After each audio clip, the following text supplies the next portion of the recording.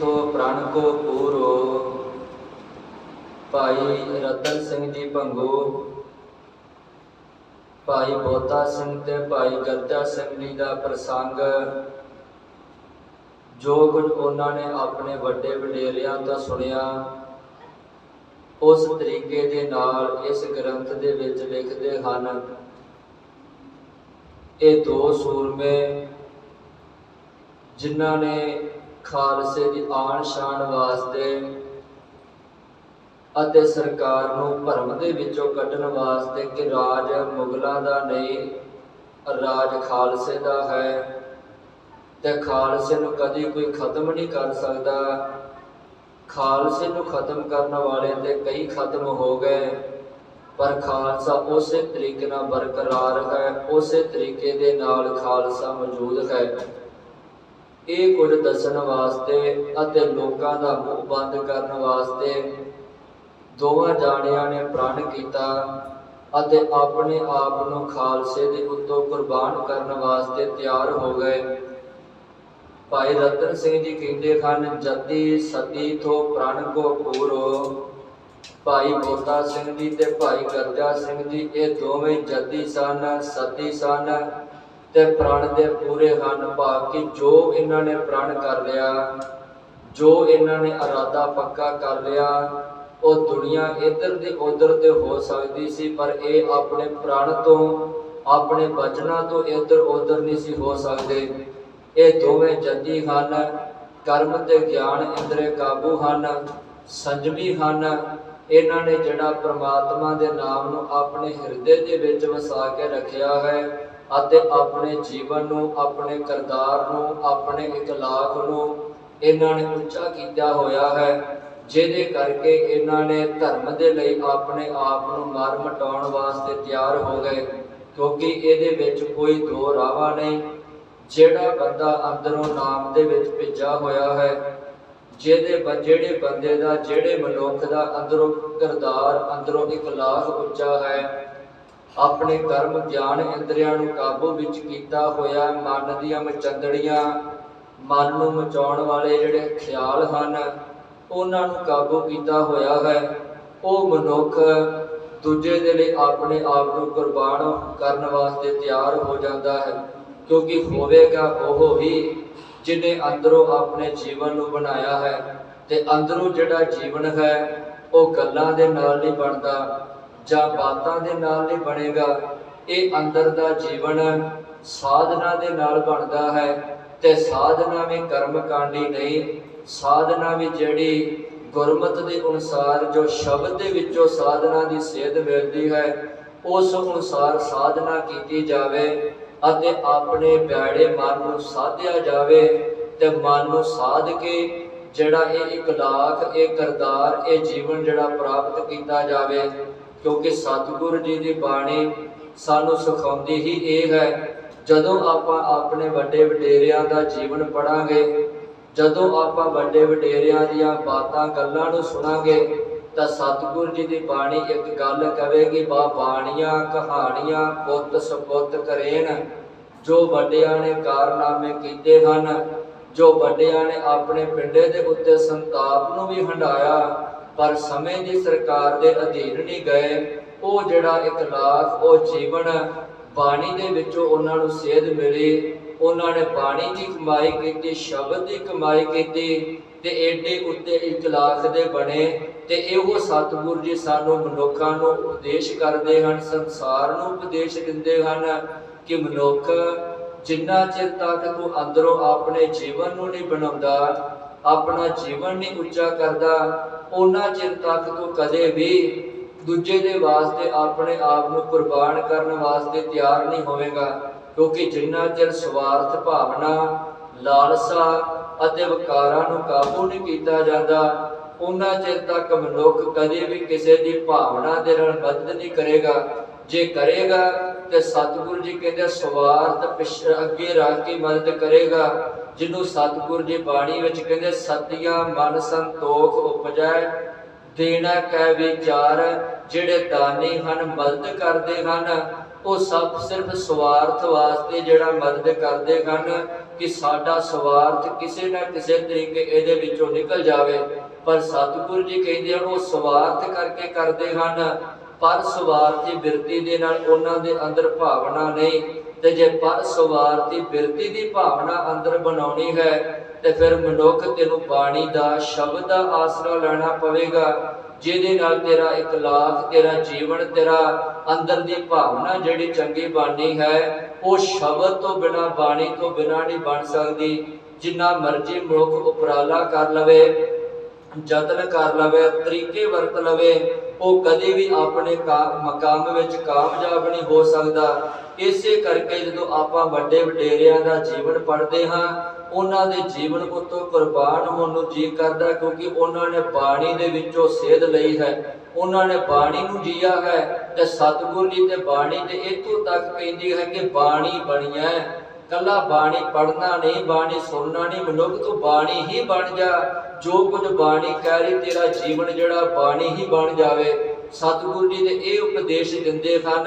ਪਰ ਜਦੋਂ ਅੱਜ ਆਪਾਂ ਵਰਤਮਾਨ ਵਿੱਚ ਵੇਖਦੇ ਹਾਂ ਤੇ ਸਾਡੇ ਹਾਲਾਤ, ਸਾਡਾ ਜਿਹੜਾ ਜੀਵਨ ਬਹੁਤ ਜਿਹੜਾ ਬੁਰਾ ਬਣ ਚੁੱਕਿਆ ਹੈ। ਹਾਂ, ਕੋਟਨ ਮੈਂ ਨਾਨਕ ਕੋ ਨਾਰਾਇਣ ਜੈ ਚੀਤ, ਕਰੋੜਾਂ ਵਿੱਚੋਂ ਕੋਈ ਬਿਰਲਾ ਹੈ ਜਿਹੜਾ ਇਸ ਕਰਤਾਰ ਦਾ ਮਾਲਕ ਹੈ, ਜਿਹਦਾ ਜੀਵਨ ਉੱਚਾ ਹੈ। ਵਰਨਾ ਜਿੱਧਰ ਨੂੰ ਵੀ ਝਾਤੀ ਮਾਰ ਕੇ ਵੇਖਾਂਗੇ, ਬਾਬਾ ਫਰੀਦ ਜੀ ਦਾ ਬਚਨ ਢੁਕਦਾ ਹੈ, ਘਰ ਘਰ ਇਹਾ ਅੱਗ, ਸਾਰੇ ਜਾਣੇ ਹੀ ਇਹਨਾਂ ਵਿਕਾਰਾਂ ਦੀ ਅੱਗ ਦੇ ਵਿੱਚ ਜਿਹੜੇ ਉਹ ਖਚਤ ਹੋਏ ਪਏ ਹਨ। ਸਿਰਫ ਸਵਾਰਥ ਕਰਕੇ ਹੀ ਜਿਹੜੇ ਮਨੁੱਖ ਨਾਲ ਜੁੜੇ ਹੋਏ ਹਨ। ਸਤਿਗੁਰੂ ਜੀ ਕਹਿੰਦੇ ਹੈ ਮਨੁੱਖ ਆਪਣੇ ਜੀਵਨ ਨੂੰ ਉੱਚਾ ਬਣਾ। ਤੇ ਜੇ ਅੱਜ ਆਪਾਂ ਆਪਣਾ ਜੀਵਨ ਉੱਚਾ ਬਣਾਉਣਾ ਚਾਹੁੰਦੇ ਆ, ਸਾਡਾ ਕਰਤਾਰ, ਸਾਡਾ ਇਖਲਾਕ ਉੱਚਾ ਅਸੀਂ ਕਰਨਾ ਚਾਹੁੰਦੇ ਆ, ਤੇ ਉਹ ਇੱਕੋ ਇੱਕ ਤਰੀਕਾ ਹੈ, ਕੇਵਲ ਬਾਣੀ ਸ਼ਬਦ ਦਾ ਓਟ ਆਸਰਾ ਲਿਆ ਜਾਵੇ ਤੇ ਸ਼ਬਦ ਦੀ ਕਮਾਈ ਕੀਤੀ ਜਾਵੇ, ਤਾਂ ਜੋ ਸਾਡਾ ਜੀਵਨ ਵੀ ਸਾਡੇ ਪੁਰਾਤਨ ਬਜ਼ੁਰਗਾਂ ਵਰਗਾ ਹੋ ਸਕੇ, ਜਿਨ੍ਹਾਂ ਦਾ ਆਪਾਂ ਜੀਵਨ ਨੂੰ ਪੜ੍ਹਦੇ ਹਾਂ, ਵਿਚਾਰਦੇ ਹਾਂ, ਸੇਧ ਲੈਣੀ ਹੈ ਜਿਨ੍ਹਾਂ ਦੇ ਜੀਵਨ ਤੋਂ। ਕਿਉਂਕਿ ਪੜ੍ਹਦੇ ਆਪਾਂ ਜ਼ਰੂਰ ਹਾਂ, ਸੁਣਦੇ ਵੀ ਆਪਾਂ ਜ਼ਰੂਰ ਹਾਂ, ਵਿਚਾਰਦੇ ਵੀ ਆਪਾਂ ਜ਼ਰੂਰ ਹਾਂ, ਪਰ ਉਹਨਾਂ ਦੀਆਂ ਕੀਤੀਆਂ ਹੋਈਆਂ ਕਮਾਈਆਂ ਨੂੰ ਆਪਾਂ ਆਪਣੇ ਜੀਵਨ ਦੇ ਵਿੱਚ ਲਾਗੂ ਨਹੀਂ ਕਰਦੇ। ਸਿਰਫ ਕੰਨਾਂ ਦੇ ਨਾਲ ਸੁਣ ਕੇ ਕੰਨ ਰਸ ਬਣਾਇਆ ਹੋਇਆ ਹੈ, ਜ਼ਬਾਨ ਦੇ ਨਾਲ ਪੜ੍ਹ ਕੇ ਆਪਾਂ ਜਿਹੜਾ ਰਸ ਲੈਂਦੇ ਹਾਂ, ਹੋਰ ਕੁਝ ਵੀ ਆਪਾਂ ਜਿਹੜਾ ਪ੍ਰਾਪਤ ਨਹੀਂ ਕਰਦੇ। ਤੇ ਸਤਿਗੁਰੂ ਜੀ ਜਿਹੜੀ ਬਾਣੀ ਵਿੱਚ ਇਸੇ ਕਰਕੇ ਕਹਿੰਦੇ, ਪੜ੍ਹਿਆ ਨਾਹੀ ਭੇਦ ਬੁੱਝਿਆ ਪਾਵਨਾ, ਜਿੰਨਾ ਚਿਰ ਬੁੱਝ ਕੇ ਉਹਨੂੰ ਕਮਾਇਆ ਨਹੀਂ ਗਿਆ, ਉਹਦਾ ਅਧਿਐਨ ਕਰਕੇ ਜੀਵਨ ਵਿੱਚ ਨਹੀਂ ਲਿਆਂਦਾ ਗਿਆ, ਉਹਨਾਂ ਚਿਰ ਤੱਕ ਤੇਰਾ ਪੜ੍ਹਿਆ ਹੋਇਆ, ਤੇਰਾ ਸੁਣਿਆ ਹੋਇਆ ਕਿਸੇ ਵੀ ਅਰਥ ਨਹੀਂ ਹੈ। ਸਤਿਗੁਰੂ ਜੀ ਕਹਿੰਦੇ ਬਸ ਇਹ ਝੱਖ ਮਾਰਨ ਦੇ ਬਰਾਬਰ ਹੀ ਹੈ। ਇਸ ਕਰਕੇ ਸਤਿਗੁਰੂ ਜੀ ਕਹਿੰਦੇ ਕਿ ਮਨੁੱਖ ਜਿੱਥੇ ਤੂੰ ਪੜ੍ਹਦਾ ਹੈ, ਜਿੱਥੇ ਤੂੰ ਸੁਣਨਾ ਹੈ, ਉੱਥੇ ਆਪਣੇ ਜੀਵਨ ਦੇ ਵਿੱਚ ਲਾਗੂ ਵੀ ਕਰਨਾ ਹੈ। ਜਦੋਂ ਭਾਈ ਬੋਤਾ ਸਿੰਘ ਜੀ ਦਾ ਜਾਂ ਆਪਾਂ ਵੱਡੇ ਵਡੇਰਿਆਂ ਦਾ ਜੀਵਨ ਪੜ੍ਹਦੇ ਹਾਂ, ਉਹਨਾਂ ਨੇ ਕੱਲਾ ਪੜ੍ਹਿਆ ਨਹੀਂ, ਕੱਲਾ ਸੁਣਿਆ ਨਹੀਂ, ਉਹਨਾਂ ਨੇ ਕਮਾਇਆ ਹੈ ਤੇ ਕਮਾ ਕੇ ਏਡੇ ਉੱਚੇ ਅਖਲਾਕ ਦੇ ਮਾਲਕ ਬਣੇ। ਤੇ ਭਾਈ ਰਤਨ ਸਿੰਘ ਜੀ ਕਹਿੰਦੇ, ਜਤੀ ਸਤੀ ਤੋਂ ਪ੍ਰਣ ਕੋ ਪੂਰੋ। ਭਾਈ ਬੋਤਾ ਸਿੰਘ ਜੀ, ਭਾਈ ਗਰਜਾ ਸਿੰਘ ਜੀ ਜਤੀ ਹਨ, ਸਤੀ ਹਨ ਤੇ ਪ੍ਰਾਣ ਦੇ ਪੂਰੇ ਹਨ। ਜੋ ਕੁਝ ਉਹਨਾਂ ਨੇ ਬਚਨ ਕਹਿ ਦਿੱਤਾ, ਜੋ ਕੁਝ ਉਹਨਾਂ ਨੇ ਗੁਰਮਤਾ ਪਕਾ ਦਿੱਤਾ, ਜਿਹੜਾ ਉਹਨਾਂ ਨੇ ਇਰਾਦਾ ਕਰ ਲਿਆ, ਉਸ ਇਰਾਦੇ ਨੂੰ ਪੂਰੀਆਂ ਕਰਕੇ ਹੀ ਛੱਡਦੇ ਹਨ। ਭਾਵੇਂ ਉਹਦੇ ਵਾਸਤੇ ਆਪਣੀ ਜਾਨ, ਆਪਣੀ ਜਿਹੜੀ ਮੌਤ ਨੂੰ ਵੀ ਗਲ ਦੇ ਨਾਲ ਕਿਉਂ ਨਾ ਲਾਉਣਾ ਪੈ ਜਾਵੇ, ਉਹ ਇਸ ਕੰਮ ਤੋਂ ਪਿੱਛੇ ਨਹੀਂ ਹਟਦੇ। ਗੁਰ ਕੋ ਸੇਵਕ ਦਿਲ ਕੋ ਸੂਰੋ, ਗੁਰ ਕੋ ਸੇਵਕ ਦਿਲ ਕੋ ਸੂਰੋ। ਭਾਈ ਰਤਨ ਸਿੰਘ ਜੀ ਕਹਿੰਦੇ ਹਨ ਕਿ ਭਾਈ ਬੋਤਾ ਸਿੰਘ ਜੀ ਤੇ ਭਾਈ ਗਰਜਾ ਸਿੰਘ ਜੀ ਇਹ ਗੁਰੂ ਦੇ ਸੇਵਕ ਹਨ, ਗੁਰੂ ਨੂੰ ਸਮਰਪਿਤ ਹਨ ਅਤੇ ਗੁਰੂ ਦੇ ਸੇਵਕ ਬਣ ਕੇ ਹੀ ਰਹਿੰਦੇ ਹਨ। ਦਿਲ ਕੋ ਸੂਰੋ, ਤੇ ਦਿਲ ਦੇ ਸੂਰਮੇ ਹਨ, ਭਾਵ ਕਿ ਨਿਡਰ ਹਨ, ਕਿਸੇ ਤੋਂ ਡਰਨ ਵਾਲੇ ਨਹੀਂ। ਪੈ ਕਾਹੂ ਕੋ ਦੇਤ ਨ ਹੈ, ਨਹ ਪੈ ਮਾਨਤ ਆਉਣ ਵਾਲੀ ਅਵਸਥਾ ਹੈ, ਕਿਸੇ ਨੂੰ ਡਰਾਉਣਾ ਨਹੀਂ ਤੇ ਕਿਸੇ ਤੋਂ ਡਰਨਾ ਨਹੀਂ, ਕਿਉਂਕਿ ਸੂਰਮੇ ਹਨ। ਤੇ ਸੂਰਮੇ ਵੀ ਦੋ ਪ੍ਰਕਾਰ ਦੇ ਹਨ, ਇੱਕ ਬਾਹਰੀ ਸੂਰਮਾ ਹੈ, ਇੱਕ ਅੰਦਰ ਦਾ ਸੂਰਮਾ ਹੈ। ਜਿਹੜਾ ਬਾਹਰ ਦਾ ਸੂਰਮਾ ਹੈ ਉਹ ਸੂਰਮਾ ਤੇ ਆਪਣੇ ਆਪ ਨੂੰ ਕਹਾਏਗਾ, ਪਰ ਅੰਦਰੋਂ ਨਾ ਸੂਰਮਾ ਹੋਣ ਕਰਕੇ ਉਹ ਦੂਜੇ ਤੇ ਜ਼ੁਲਮ ਕਰੇਗਾ। ਪਰ ਜਿਹੜਾ ਅੰਦਰੋਂ ਸੂਰਮਾ ਪਹਿਲਾਂ ਬਣਿਆ ਹੈ ਉਹਨੇ ਆਪਣੇ ਅੰਦਰ ਦੇ ਸੂਰਮਤਾਏ ਨੂੰ ਜਗਾਇਆ ਹੈ। ਉਹ ਕਦੇ ਵੀ ਕਿਸੇ ਉੱਤੇ ਜ਼ੁਲਮ ਨਹੀਂ ਕਰੇਗਾ, ਸਗੋਂ ਜ਼ੁਲਮ ਨੂੰ ਰੋਕਣ ਵਾਸਤੇ ਤਿਆਰ ਹੋ ਜਾਵੇਗਾ। ਸਤਿਗੁਰੂ ਜੀ ਕਹਿੰਦੇ ਇਸ ਕਰਕੇ ਸੂਰਮਾ ਬਣਨ ਵਾਸਤੇ ਜ਼ਰੂਰੀ ਹੈ ਪਹਿਲਾਂ ਮਨੁੱਖ ਤੂੰ ਅੰਦਰੋਂ ਸੂਰਮਾ ਬਣ ਤੇ ਫਿਰ ਬਾਹਰੀ ਤੌਰ ਤੇ ਸੂਰਮਾ ਬਣ। ਕਿਉਂਕਿ ਜਿਹੜਾ ਅੰਦਰੋਂ ਸੂਰਮਾ ਬਣੇਗਾ ਉਹ ਜਿਹੜਾ ਮਨੁੱਖ ਕਦੀ ਕਿਸੇ ਦੇ ਅਤਿਆਚਾਰ ਨਹੀਂ ਕਰੇਗਾ, ਕਿਸੇ ਉੱਤੇ ਵਧੀਕੀ ਨਹੀਂ ਕਰੇਗਾ। ਤੇ ਜਿਹੜਾ ਬਾਹਰੀ ਤੌਰ ਤੇ ਇਕੱਲਾ ਸੂਰਮਾ ਹੋਵੇਗਾ ਉਹ ਅਤਿਆਚਾਰ ਵੀ ਕਰੇਗਾ, ਉਹ ਲੋਕਾਂ ਤੇ ਜ਼ੁਲਮ ਵੀ ਕਰੇਗਾ, ਲੋਕਾਂ ਨੂੰ ਆਪਣੇ ਪੈਰ ਦੀ ਜੁੱਤੀ ਥੱਲੇ ਲਿਆਉਣ ਵਾਸਤੇ ਹਰ ਇੱਕ ਉਪਰਾਲਾ ਕਰੇਗਾ।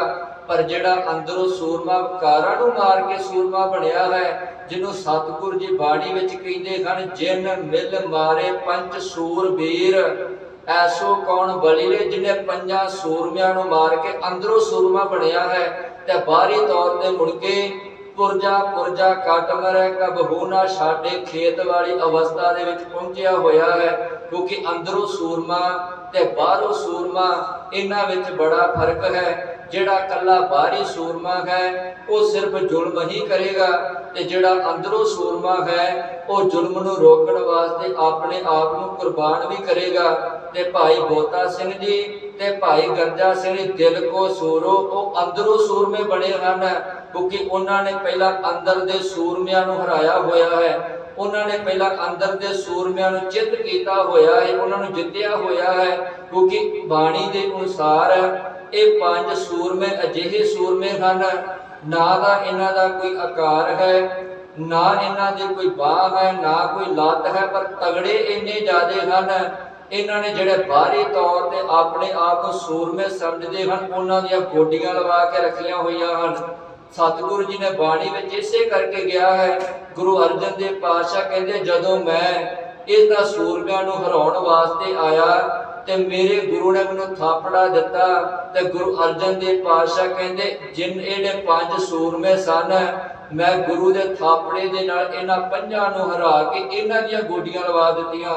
ਇਹਨਾਂ ਪੰਜਾਂ ਸੂਰਮਿਆਂ ਨੇ ਸਾਰੇ ਸੰਸਾਰ ਨੂੰ ਗੋਡੀਆਂ ਥੱਲੇ ਰੱਖਿਆ ਸੀ, ਪਰ ਗੁਰੂ ਅਰਜਨ ਦੇਵ ਪਾਤਸ਼ਾਹ ਕਹਿੰਦੇ, ਗੁਰ ਥਾਪੀ ਦਿੱਤੇ ਕੰਡ ਜਿਓ। ਸਤਿਗੁਰੂ ਜੀ ਕਹਿੰਦੇ, ਗੁਰੂ ਨੇ ਮੈਨੂੰ ਥਾਪੀ ਦਿੱਤੀ ਤਾਂ ਮੈਂ ਇਹਨਾਂ ਪੰਜਾਂ ਸੂਰਮਿਆਂ ਨੂੰ ਹਰਾ ਦਿੱਤਾ। ਨਿਹੱਤੇ ਪੰਜ ਜਵਾਨ ਮੈਂ, ਜਿਨ੍ਹਾਂ ਦਾ ਹੱਥ ਪੈਰ ਹੀ ਕੋਈ ਨਹੀਂ, ਨਿਹੱਤੇ ਪੰਜ ਜਵਾਨ ਮੈਂ, ਗੁਰ ਥਾਪੀ ਦਿੱਤੀ ਕੰਡ ਜਿਉ। ਗੁਰੂ ਅਰਜਨ ਦੇਵ ਪਾਤਸ਼ਾਹ ਕਹਿੰਦੇ, ਇਹਨਾਂ ਨੂੰ ਮੈਂ ਹਰਾ ਲਿਆ।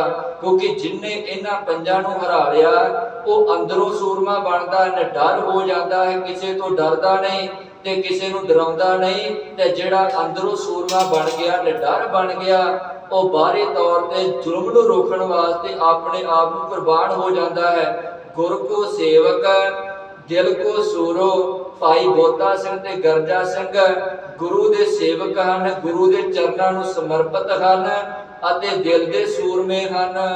ਬੋਤਾ ਸਿੰਘ ਤਾਸ ਕੋ ਨਾਮ, ਬੋਤਾ ਸਿੰਘ ਤਾਸ ਕੋ ਨਾਮ। ਭਾਈ ਰਤਨ ਸਿੰਘ ਜੀ ਕਹਿੰਦੇ ਹਨ, ਭਾਈ ਬੋਤਾ ਸਿੰਘ ਉਸ ਸੂਰਮੇ ਦਾ ਨਾਮ ਹੈ ਜਿਹਦਾ ਮੈਂ ਤੁਹਾਨੂੰ ਪ੍ਰਸੰਗ ਦੱਸ ਰਿਹਾ ਹਾਂ। ਮਾਝੇ ਮੈਥੋਂ ਤਾਕੋ ਗ੍ਰਾਮ, ਮਾਝੇ ਮੈਥੋਂ ਤਾਕੋ ਗ੍ਰਾਮ। ਤਰਨ ਤਾਰਨ ਦੇ ਲਾਗੇ ਇੱਕ ਗ੍ਰਾਮ ਹੈ, ਇੱਕ ਨਗਰ ਹੈ, ਜਿਹਨੂੰ ਪੜਾਣੀ ਪਿੰਡ ਕਿਹਾ ਜਾਂਦਾ ਹੈ। ਪੜਾਣੀ ਪਿੰਡ ਦਾ ਇਹ ਵਸਨੀਕ ਹੈ। ਜਬੇ ਦੀਏ ਥੇ ਸਿੰਘ ਬਹੁਮਾਰ, ਜਬੇ ਦੀਏ ਤੇ ਸਿੰਘ ਬਹੁਮਾਰ। ਭਾਈ ਰਤਨ ਸਿੰਘ ਜੀ ਕਹਿੰਦੇ, ਇਹ ਉਦੋਂ ਦੀ ਗੱਲ ਹੈ ਜਿਸ ਵਕਤ ਜ਼ਕਰੀਆ ਖਾਨ ਨੇ ਪੰਜਾਬ ਦੇ ਵਿੱਚ ਸਿੱਖਾਂ ਦੇ ਸਿਰਾਂ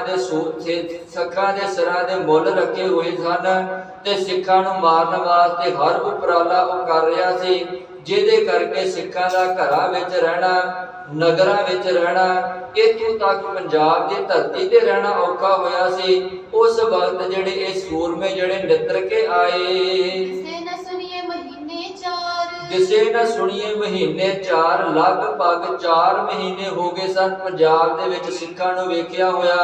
ਤੇ ਜਿਹੜੇ ਰਹਿ ਰਹੇ ਸਨ ਉਹ ਭੇਸ ਵਟਾ ਕੇ ਜੰਗਲ ਬਿਆਬਾਨ ਦੇ ਵਿੱਚ ਲੁਕ ਛਿਪ ਕੇ ਰਹਿ ਰਹੇ ਸਨ। ਤੇ 4 ਮਹੀਨੇ ਹੋ ਗਏ ਸਨ ਪੰਜਾਬ ਦੇ ਵਿੱਚੋਂ ਜ਼ਕਰੀਆ ਖਾਨ ਦੇ ਵੱਲੋਂ, ਸਿਪਾਹੀਆਂ ਦੇ ਵੱਲੋਂ, ਫੌਜ ਦੇ ਵੱਲੋਂ ਸਿੱਖਾਂ ਨੂੰ ਜਿਹੜਾ ਮਾਰਦਿਆਂ ਨੂੰ ਅਤੇ ਸਿੱਖਾਂ ਨੂੰ ਪੰਜਾਬ ਨੂੰ ਛੱਡ ਕੇ ਦੂਰ ਦਰਾਡੇ ਬੀਕਾਨੇਰ ਦੀ ਧਰਤੀ ਤੇ ਗਿਆ ਹੋਇਆ ਨੂੰ। ਕਹੈ ਸਭੈ ਸਿੰਘ ਮਰ ਗਲ ਗਏ, ਜਬੇ ਕਹੇ ਸਿੰਘ ਸਭ ਮਰ ਗਲ ਗਏ। ਆਮ ਲੋਕਾਂ ਵਿੱਚ ਚਰਚਾ ਇਹ ਹੋ ਰਹੀ ਸੀ ਕਿ ਜ਼ਕਰੀਆ ਖਾਨ ਨੇ ਪੰਜਾਬ ਦੇ ਵਿੱਚੋਂ ਸਿੱਖਾਂ ਨੂੰ ਮਾਰ ਮੁਕਾਇਆ ਹੈ। ਸਿੱਖ ਜਿਹੜੇ ਮਾਰ ਦਿੱਤੇ ਗਏ ਹਨ, ਇਹਨਾਂ ਨੂੰ ਗਾਲ ਦਿੱਤਾ ਗਿਆ, ਇਹਨਾਂ ਨੂੰ ਹਰਾ ਦਿੱਤਾ ਗਿਆ ਹੈ। ਤੇ ਜਿਹੜੇ ਰਹਿ ਗਏ ਹਨ ਉਹ ਜਿਹੜੇ ਪੰਜਾਬ ਨੂੰ ਛੱਡ ਕੇ ਦੂਰ ਚਲੇ ਗਏ ਹਨ, ਭਾਵ ਕਿ ਪੰਜਾਬ ਦੇ ਵਿੱਚ ਹੁਣ ਸਿੱਖ ਕੋਈ ਵੀ ਰਹਿ ਨਹੀਂ ਰਿਹਾ। ਤੁਰਕਨ ਸਿੰਘ ਖਪਾਏ ਸੁਦਏ। ਤੁਰਕਨ ਸਿੰਘ ਖਪਾਏ ਸੁਦਏ। ਆਪਸ ਵਿੱਚ ਲੋਕ ਗੱਲਾਂ ਕਰਦੇ ਹਨ ਕਿ ਸਰਕਾਰ ਨੇ, ਜ਼ਕਰੀਆ ਖਾਨ ਨੇ ਸਿੱਖਾਂ ਨੂੰ ਖਪਾ ਕੇ, ਉਹਨਾਂ ਉੱਤੇ ਤਸ਼ੱਦਦ ਕਰ ਕਰਕੇ, ਉਹਨਾਂ ਉੱਤੇ ਜ਼ੁਲਮ ਕਰ ਕਰਕੇ ਉਹਨਾਂ ਨੂੰ ਮਾਰਿਆ ਹੈ, ਉਹਨਾਂ ਨੂੰ ਹਰਾਇਆ ਹੈ। ਜਿਹੜੇ ਆਪਣੇ ਆਪ ਨੂੰ ਸੂਰਮੇ ਸਮਝਦੇ ਸਨ ਕਿ ਸਾਨੂੰ ਹਰਾ ਕੋਈ ਨਹੀਂ ਸਕਦਾ, ਉਹਨਾਂ ਸਿੱਖਾਂ ਨੂੰ ਜ਼ਕਰੀਆ ਖਾਨ ਨੇ ਪੰਜਾਬ ਦੇ ਵਿੱਚੋਂ ਬਾਹਰ ਕੱਢ ਦਿੱਤਾ ਤੇ ਕਈਆਂ ਨੂੰ ਜਿਹੜਾ ਉਹ ਸ਼ਹੀਦ ਕਰ ਦਿੱਤਾ। ਦੰਗਾ ਕਰਤ ਨ ਕਹੂੰ ਅਖਾਰਾ। ਦੰਗਾ ਕਰਤ ਨ ਕਹੂੰ ਅਖਾਰਾ, ਕਿਉਂਕਿ ਹੁਣ ਆਮ ਹੀ ਪਿੰਡਾਂ ਦੇ ਵਿੱਚ ਨਾ ਕੋਈ ਦੰਗਾ ਹੁੰਦਾ ਸੀ, ਨਾ ਲੜਾਈ ਹੁੰਦੀ ਸੀ, ਨਾ ਫਸਾਦ ਹੁੰਦਾ ਸੀ, ਕਿਉਂਕਿ ਜਦੋਂ ਸਿੱਖ ਪੰਜਾਬ ਵਿੱਚ ਰਹਿੰਦੇ ਸਨ ਆਮ ਹੀ ਘਟਨਾਵਾਂ ਇਹ ਵਾਪਰਦੀਆਂ ਰਹਿੰਦੀਆਂ ਸਨ। ਜਿੱਥੇ ਵੀ ਸਿੱਖਾਂ ਦਾ ਪਤਾ ਚੱਲਣਾ, ਫੌਜ ਨੇ ਚੜ੍ਹਾਈ ਕਰ ਦੇਣੀ ਤੇ ਸਿੱਖਾਂ ਦੇ ਨਾਲ ਮੁਕਾਬਲਾ ਹੋਣਾ ਤੇ ਲੋਕਾਂ ਦੇ ਵਿੱਚ ਆਮ ਹੀ ਇਹ ਗੱਲਾਂ ਜਿਹੜੀਆਂ ਪ੍ਰਚਲਿਤ ਹੋ ਜਾਣੀਆਂ ਕਿ ਅੱਜ ਫਲਾਣੀ ਜਗ੍ਹਾ ਦੇ ਉੱਤੇ ਫਸਾਦ ਹੋਇਆ ਹੈ, ਦੰਗਾ ਹੋਇਆ ਹੈ, ਸਿੱਖਾਂ ਦੀ ਅਤੇ ਸਰਕਾਰ ਦੀ ਲੜਾਈ ਹੋਈ ਹੈ। ਪਰ 4 ਮਹੀਨੇ ਹੋ ਗਏ, ਨਾ ਸਿੱਖਾਂ ਦੇ ਨਾਲ ਕੋਈ ਲੜਾਈ ਹੋਈ, ਨਾ ਕੋਈ ਦੰਗਾ ਫਸਾਦ ਹੋਇਆ। ਇਹ ਜਿਹੜੀਆਂ ਗੱਲਾਂ ਆਪਸ ਵਿੱਚ ਲੋਕ ਕਰਦੇ ਸਨ। ਇਮ ਕਰ ਕਹਿ ਸਭ ਖਾਲਸਾ ਮਾਰਾ। ਇਮ ਕਰ ਕਹਿ ਸਭ ਖਾਲਸਾ ਮਾਰਾ, ਕਿਉਂਕਿ ਲੋਕ ਕਹਿਣ ਲੱਗ ਪਏ ਸਨ ਪੰਜਾਬ ਦੇ ਵਿੱਚੋਂ ਖਾਲਸਾ ਪੰਥ ਸਿੱਖਾਂ ਨੂੰ ਜ਼ਕਰੀਆ ਖਾਨ ਨੇ ਖਤਮ ਕਰ ਦਿੱਤਾ ਹੈ, ਉਹਨਾਂ ਨੂੰ ਹਰਾ ਕੇ ਉਹਨਾਂ ਨੂੰ ਪੰਜਾਬ ਦੇ ਵਿੱਚੋਂ ਬਾਹਰ ਕੱਢ ਦਿੱਤਾ ਹੈ। ਬੋਤਾ ਸਿੰਘ ਕਹੂੰ ਵਖ ਰਹਿਓ। ਬੋਤਾ ਸਿੰਘ ਕਹੂੰ ਵਖ ਰਹਿਓ। ਭਾਈ ਰਤਨ ਸਿੰਘ ਜੀ ਕਹਿੰਦੇ ਉਸ ਵਕਤ ਭਾਈ ਬੋਤਾ ਸਿੰਘ ਤੇ ਭਾਈ ਗਰਜਾ ਸਿੰਘ ਜਿਹੜਾ ਇਹਦਾ ਸਾਥੀ ਸੀ, ਇਹ ਦੋਵੇਂ ਜਥਿਆਂ ਦੇ ਨਾਲ ਵੱਖ ਰਹਿੰਦੇ ਸਨ, ਕਿਉਂਕਿ ਬਾਕੀ ਜਿਹੜੇ ਜਥੇ ਸਨ ਉਹ ਪੰਜਾਬ ਤੋਂ ਦੂਰ ਦੂਰ ਦਰਾਡਿਆਂ ਵਿੱਚ ਰਹਿੰਦੇ ਸਨ ਤੇ ਜਿਹੜੇ ਪੰਜਾਬ ਦੇ ਵਿੱਚ ਰਹਿੰਦੇ ਸਨ ਉਹ ਕੋਈ ਇੱਕਾ ਦੁੱਕਾ ਰਹਿੰਦੇ ਸਨ। ਅਤੇ ਉਹਨਾਂ ਇੱਕਾ ਦੁੱਕਿਆਂ ਦੇ ਵਿੱਚੋਂ ਇਹ 2 ਸਿੰਘ ਸਨ ਜਿਹੜੇ ਇਕੱਠੇ ਰਹਿ ਕੇ ਪੰਜਾਬ ਦੇ ਵਿੱਚ ਖਾਸ ਕਰਕੇ ਮਾਝੇ ਦੀ ਧਰਤੀ ਦੇ ਉੱਤੇ ਇਹ ਜੀਵਨ ਨੂੰ ਬਤੀਤ ਕਰਦੇ ਸਨ। ਕਿਨੈ ਫਿਰਤ ਤੇ ਦੇਖ ਸੁ ਲਿਓ। ਕਿਨੇ ਫਿਰਤ ਤੇ ਦੇਖ ਸੁ ਲਿਓ। ਭਾਈ ਰਤਨ ਸਿੰਘ ਜੀ ਕਹਿੰਦੇ ਹਨ ਇਹ ਦੋਵੇਂ ਸੂਰਮੇ ਇਕੱਠੇ ਰਹਿੰਦੇ ਹਨ ਅਤੇ ਜਦੋਂ ਇਹਨਾਂ ਦਾ ਦਾਅ ਲੱਗਦਾ ਸੀ, ਇਹਨਾਂ ਨੇ ਅੰਮ੍ਰਿਤਸਰ ਦੀ ਧਰਤੀ ਤੇ ਜਾ ਕੇ ਗੁਰੂ ਰਾਮਦਾਸ ਪਾਤਸ਼ਾਹ ਦੇ ਘਰ ਦੇ ਵਿੱਚ ਸਰੋਵਰ ਵਿੱਚ ਇਸ਼ਨਾਨ ਕਰ ਆਉਣਾ ਅਤੇ ਆ ਕੇ ਫਿਰ ਜੰਗਲਾਂ ਵਿੱਚ ਲੁਕ ਜਾਣਾ, ਕਿਉਂਕਿ ਉਹਨਾਂ ਦਿਨਾਂ ਦੇ ਵਿੱਚ ਜੰਗਲ ਬਹੁਤ ਜ਼ਿਆਦਾ ਫੈਲਿਆ ਹੁੰਦਾ ਸੀ। ਤੇ ਜਿਹੜਾ ਤਰਨਤਾਰਨ ਏਰੀਆ ਅੱਜ ਬਣਿਆ, ਜ਼ਿਲ੍ਹਾ ਜਿਹੜਾ ਬਣਿਆ ਹੈ, ਇਹ ਵੀ ਉਸ ਵਕਤ ਜਿਹੜਾ ਅੰਮ੍ਰਿਤਸਰ ਦੇ ਨਾਲ ਹੀ ਜੁੜਿਆ ਹੋਇਆ ਸੀ ਤੇ ਕਾਫੀ ਲੰਬੇਰਾ ਜੰਗਲ ਸੀ। ਤੇ ਦੋਵੇਂ ਸਿੱਖ ਜਿਹੜੇ ਹਨ ਕਿਤੇ ਕਦੀ ਕਿਸੇ ਬੰਨੇ ਰਹਿੰਦੇ ਹਨ ਜੰਗਲ ਵਿੱਚ, ਕਦੀ ਕਿਸੇ ਬੰਨੇ ਰਹਿੰਦੇ ਹਨ ਤੇ ਮੌਕਾ ਵੇਖ ਕੇ ਗੁਰੂ ਰਾਮਦਾਸ ਪਾਤਸ਼ਾਹ ਦੇ ਘਰ ਦੇ ਵਿੱਚੋਂ ਵੀ ਹੋ ਆਉਣਾ ਅਤੇ ਫਿਰ ਜੰਗਲਾਂ ਦੇ ਵਿੱਚ ਜੀਵਨ ਨੂੰ ਬਤੀਤ ਕਰਨਾ। ਭਾਈ ਰਤਨ ਸਿੰਘ ਜੀ ਕਹਿੰਦੇ ਦੋਵੇਂ ਜਾਣੇ ਇੱਕ ਦਿਨ ਸੁੱਤੇ ਹੋਏ ਹਨ ਜੰਗਲਾਂ ਦੇ ਵਿੱਚ ਅਤੇ ਇਹਨਾਂ ਨੇ ਆਪਣੇ ਕਛਹਿਰੇ ਜਿਹੜੇ ਹਨ ਉਹ ਸੁੱਕਣੇ ਪਾਏ ਹੋਏ ਹਨ ਤੇ ਕਹਿੰਦੇ ਕੁਝ ਰਾਹੀ ਨੰਗੇ, ਕਈ ਇਤਿਹਾਸਕਾਰ 2 ਕਹਿੰਦੇ ਹਨ, ਕਈ ਵੱਧ ਵੀ ਲਿਖਦੇ ਹਨ। ਕਹਿੰਦੇ ਰਾਹੀ ਲੰਘ ਰਹੇ ਸਨ ਤੇ ਉਹਨਾਂ ਦੋਵਾਂ ਦੀ ਨਿਗਾਹ ਇਹਨਾਂ ਦੋਵਾਂ ਦੇ ਉੱਤੇ ਪਈ, ਬੋਤਾ ਸਿੰਘ ਜੀ ਤੇ ਗਰਜਾ ਸਿੰਘ ਜੀ ਦੇ ਉੱਤੇ। ਤੇ ਜਦੋਂ ਵੇਖਿਆ ਕਿ ਇਹ ਸਿੰਘ ਪਏ ਹੋਏ ਹਨ ਤਾਂ ਦੋਵਾਂ ਜਾਣਿਆਂ ਦੇ ਥੱਲੇੋਂ ਇੱਕ ਵਾਰੀ ਜ਼ਮੀਨ ਨਿਕਲ ਗਈ। ਦੇਖਤ ਸੋ ਅਚੰਭ ਪਇਓ। ਦੇਖਤ ਸੋ ਅਚੰਭ ਪਇਓ। ਦੋਵੇਂ ਜਾਣੇ ਵੇਖ ਕੇ ਬੜੇ ਹੈਰਾਨ ਹੋਏ ਕਿ ਇਹ ਕਿੱਦਾਂ ਹੋ ਸਕਦਾ ਹੈ ਕਿ ਇਹ 2 ਸਿੱਖ ਜਿਹੜੇ ਬਚ ਗਏ ਹੋਣ ਤੇ ਇਦਾਂ ਆਰਾਮ ਕਰ ਰਹੇ ਹੋਣ, ਕਿਉਂਕਿ ਸਾਰੇ ਪੰਜਾਬ ਦੇ ਵਿੱਚੋਂ ਤੇ ਸਿੱਖ ਖਤਮ ਹੋ ਗਏ ਹਨ, ਸਿੱਖਾਂ ਨੂੰ ਮਾਰ ਦਿੱਤਾ ਹੈ। ਫਿਰ ਇਹ ਕਿੱਦਾਂ ਹੋ ਸਕਦਾ ਕਿ ਆ 2 ਜਾਣੇ ਬਚ ਗਏ ਹੋਣ ਤੇ ਬੜਾ ਆਰਾਮ ਦੇ ਨਾਲ ਜਿਹੜਾ ਵਾ ਉਹ ਸੁੱਤੇ ਹੋਣ। ਕਹਾ ਸਿੰਘ ਇਹ ਜੀਵਤ ਰਹਿਓ। ਕਹਾ ਸਿੰਘ ਜੇ ਜੀਵਤ ਰਹਿਓ। ਆਪਸ ਵਿੱਚ ਗੱਲਾਂ ਕਰਦੇ ਹਨ ਕਿ ਇਹ ਦੋਵੇਂ ਜਾਣੇ ਜਿੰਦਾ ਕਿੱਦਾਂ ਰਹਿ ਗਏ ਹਨ, ਕਿਵੇਂ ਇਹ ਦੋਵੇਂ ਜਾਣੇ ਬਚੇ ਰਹਿ ਗਏ ਹਨ। ਐਸੇ ਦੇਖਣ ਵਾਰਨ ਕਹਿਓ। ਐਸੇ ਦੇਖਣ ਵਾਰਨ ਕਹਿਓ। ਇਹ ਦੋਵੇਂ ਜਾਣੇ ਜਿਹੜੇ ਰਾਹੀ ਸਨ, ਬੋਤਾ ਸਿੰਘ ਤੇ ਗਰਜਾ ਸਿੰਘ ਨੂੰ ਵੇਖ ਕੇ ਆਪਸ ਵਿੱਚ ਗੱਲਾਂ ਕਰਦੇ ਹਨ। ਹੋਵਗ ਭੇਖੀ ਕੋ ਇਹ ਰਹਿਓ। ਹੋਵਗ ਭੇਖੀ ਕੋ ਜੇ ਰਹਿਓ। ਆਪਸ ਵਿੱਚ ਗੱਲਾਂ ਕਰਦੇ ਹਨ ਕਿ ਇਹ ਕੋਈ ਸਿੱਖ ਨਹੀਂ ਹਨ ਇਹ ਜ਼ਰੂਰ ਭੇਖੀ ਹਨ ਜਿਹੜੇ ਜੰਗਲਾਂ ਦੇ ਵਿੱਚ ਰਹਿ ਕੇ ਆਪਣਾ ਜੀਵਨ ਬਤੀਤ ਕਰਦੇ ਹਨ, ਕਿਉਂਕਿ ਇਹ ਸਿੱਖਾਂ ਦੀ ਨਿਸ਼ਾਨੀ ਨਹੀਂ, ਇਹ ਖਾਲਸੇ ਦੀ ਨਿਸ਼ਾਨੀ ਨਹੀਂ ਕਿ ਉਹ ਜਿਹੜਾ ਲੁਕ ਛਿਪ ਕੇ ਜਿਹੜਾ ਜੀਵਨ ਬਤੀਤ ਕਰਨਾ। ਇਹ ਭੇਖੀ ਹੋਣਗੇ, ਭੇਸ ਵਟਾ ਕੇ ਜਿਹੜਾ ਜੀਵਨ ਬਤੀਤ ਕਰ ਰਹੇ ਹੋਣਗੇ। ਇਹ ਜਿਹੜਾ ਕੋਈ ਸਿੱਖ ਨਹੀਂ ਹਨ। ਦੋਵੇਂ ਰਾਈ ਆਪਸ ਵਿੱਚ ਗੱਲਾਂ ਕਰਦੇ ਹਨ ਤੇ ਫਿਰ ਵਾਰਤਾਲਾਪ ਕਰਦਿਆਂ ਹੋਇਆ ਇੱਕ ਕਹਿੰਦਾ ਹੈ ਕਿਉਂ ਨਾ ਲਾਗੇ ਜਾ ਕੇ ਵੇਖਿਆ ਜਾਵੇ, ਤੇ ਦੂਜਾ ਕਹਿੰਦਾ ਨਹੀਂ ਭਰਾਵਾ ਰਹਿਣ ਦੇ, ਲਾਗੇ ਨਾ ਜਾਈ, ਇਹ ਨਾ ਹੋਵੇ ਜੇ ਸੱਚਮੁੱਚ ਸਿੱਖ ਹੋਏ ਸਾਡੀ ਫਿਰ ਖੈਰ ਨਹੀਂ ਹੋ।